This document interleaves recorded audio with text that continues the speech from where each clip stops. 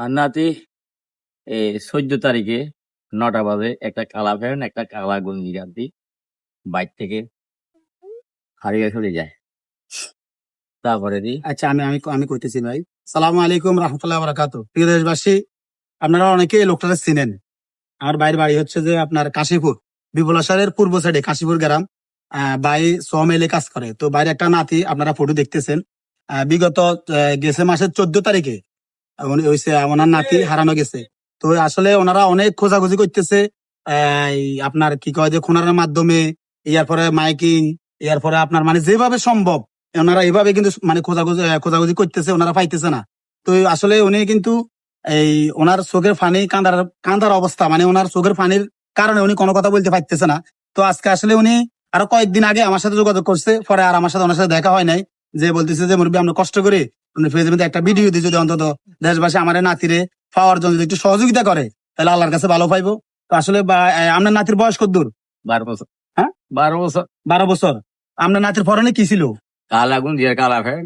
ওনার নাতির পরনে ছিল একটা কালো ফ্যান এবং কি একটা কালো গেঞ্জি। বয়স 12 বছর ছেলে।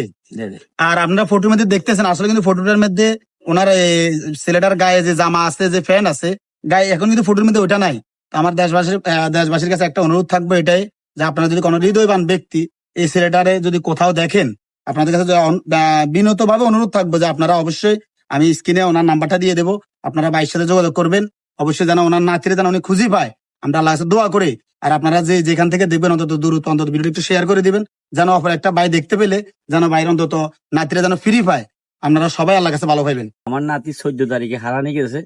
তারপরে আজ হচ্ছে কোনো খোঁজ খবর পাইতেছি না।